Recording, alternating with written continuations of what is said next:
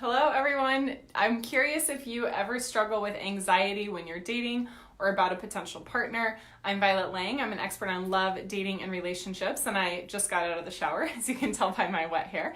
But I'm really excited today to talk with you about this topic of anxiety while dating and how to overcome it. There's just one question that you need to ask yourself whenever you're feeling stressed out or anxious or worried about a potential partner or about the process of dating in general. So what does it feel like when you're anxious? For some of us, it feels like a pit in the stomach, or the shoe's about to drop, or we feel ungrounded, and so we might talk a bunch, or we might get kind of off on a tangent, or not very present with our partner. Now, it's okay if you feel anxiety in dating. Like, this is a normal part of the process, because choosing our partner is probably the most important decision we'll ever make. You know, there's a statistic that millennials change jobs like about every 6 months. And while we could change partners about every 6 months, it actually is a detractor from a lot of times the growth and stability and vision that we have for our life. You know, imagine if you had a partner who you felt comfortable with, you felt safe with, you could be vulnerable with, you could talk about your wildest dreams and not have to be small around, but also have someone who's really got your back and who wants to support you. I mean, your whole life unlocks when that happens, your career, your health, everything, because you've got a teammate, you've got a partner, and more than that, you've got passion and connection and the euphoria of being in love, you know, all of those chemicals that rush. So I want that for you. I want that for every person on the planet, but we get in our own way sometimes. We start feeling anxious, we start feeling stressed. Maybe it's because you met someone online, you haven't met them in person, you're not sure how the date's gonna go. Maybe you've been dating them for a little while and they haven't talked about exclusivity, you haven't talked about the future, and you're wondering, well, do they like me? Where are they coming from? Or maybe you've crossed the milestone of being intimate and all of a sudden they've been kind of pulling back or acting weird, and you're thinking, oh wow, okay, maybe this isn't going where I thought it was, or maybe I did something wrong. And so a lot of times when we start feeling anxious, we either blame ourselves or we blame our potential partner. And this happens in relationship too, right? Sometimes our partner will be traveling and we'll worry about them, or they'll be struggling at work and we'll worry about them. We'll feel anxious about them. It's almost like a natural, although ineffective, human strategy to feel anxious about someone that we love.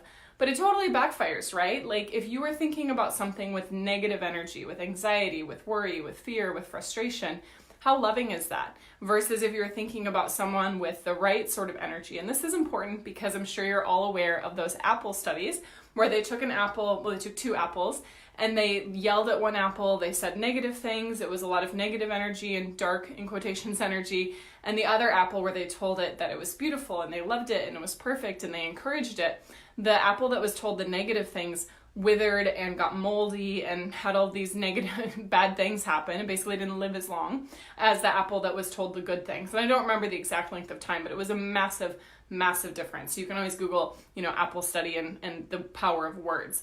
So the power of words is important, so is the power of thought, the power of intention. I'm not saying you have to be perfect. Look, we're all human. I'm human too. I've gone through a bunch of anxiety while dating, which is part of why I do what I do, because I love helping people date in a way that's more effective so they get everything that they want and they feel good. They feel the pleasure along the process. But here's the one question you need to ask yourself if you're getting into this pickle of not getting what you want and then feeling stressed and then not getting what you want, and it's just this vicious circle. So the question you need to ask yourself is, am I stressing about my partner or am I blessing my partner? And this could be your potential partner. Because if we're stressing about them, there's worry, there's fear, there's doubt, there's anxiety, there's negativity, there might even be anger, there might even be judgment of that person, and it can create this not good feeling. I mean, have you ever gotten a text from someone and even though the words were fine, it hit you like, a wave of nausea, or it hit you kind of like a load of bricks on your chest.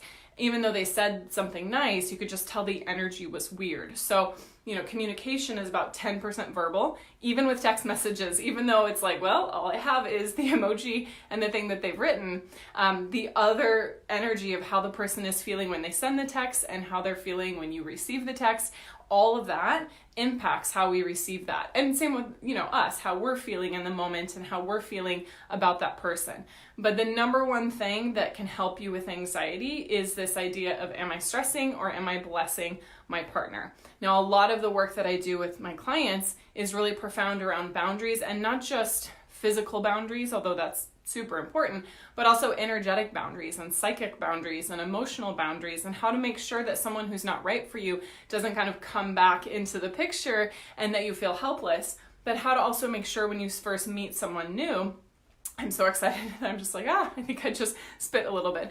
I love this topic of boundaries. It's so fascinating. So you also want to make sure that you have the right boundaries that are porous and fluid, so that as you're getting to know someone, you can let them into your life a little bit more. But as you're getting to know someone, you don't let them into your life so much that you just merge with them and become the same as them, because then you're going to lose that sense of mystery and seduction and passion and it being dynamic. No one should ever be like so close to you in that way that they don't have any curiosity or that there's no intrigue. Even when you're married, Jason and I still practice making sure that we have separate activities and separate friends, and he's on a retreat right now, and I was doing a different workshop this weekend, because it's so important to have that sense of space and that sense of interdependence, not codependency.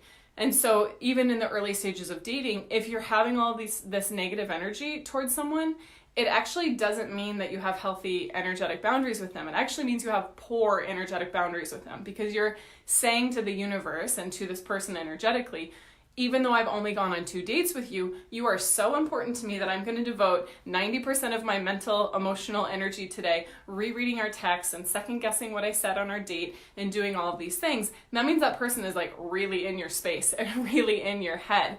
And so even if you really like them, especially if you really like them, they should still be a little further out in terms of boundaries, so that you don't get so immersed that you lose yourself, and so that you don't get so immersed that you let their opinion of you or their text or not texting you or what they say or what they don't say influence your state of well-being. So the way we flip that paradigm, just one example out of the many that I teach my clients, is to really have gratitude and bless our partner and to look at the ways that we're learning from them. So it's not just the destructive energy of anxiety, but it's the creative energy of gratitude and blessing and learning and growth. And that growth mindset is such an important part of dating. The way that we date impacts who we get as a partner. If we date in a way that's negative, closed off, rigid, control-based, fear-based, self-deprecating, all of those things, we're going to attract a partner who's probably struggling in their life as well with their feelings and their thoughts about themselves or where they're going or being on their life path or their connection to spirit,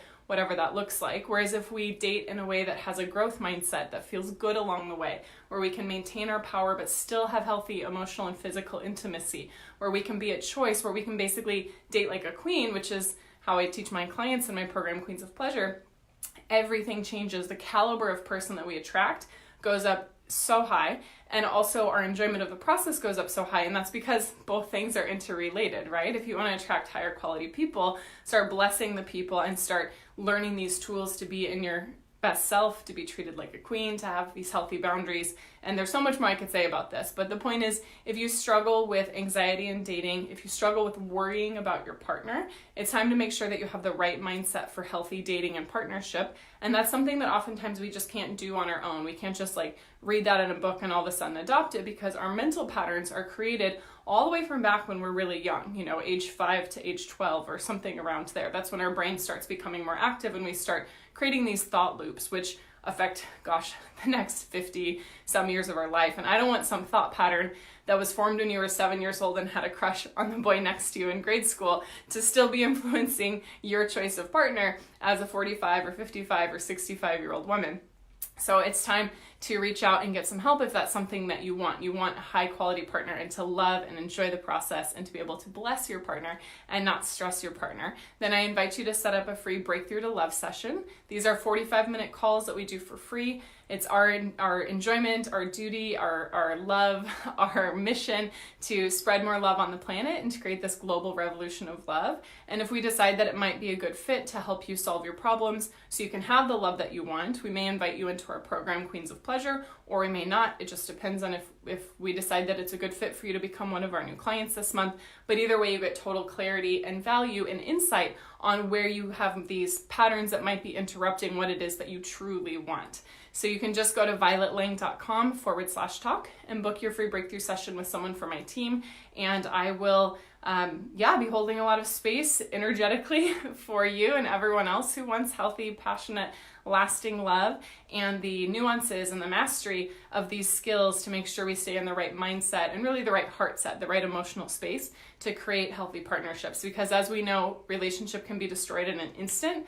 A bad choice, some words that really sting, some things that created difficulty to create intimacy and trust, but we can also create an amazing relationship in just a moment with the type of energy that we're bringing, and I want you to have that power. So go to violetlang.com/talk and we will connect then. Mwah.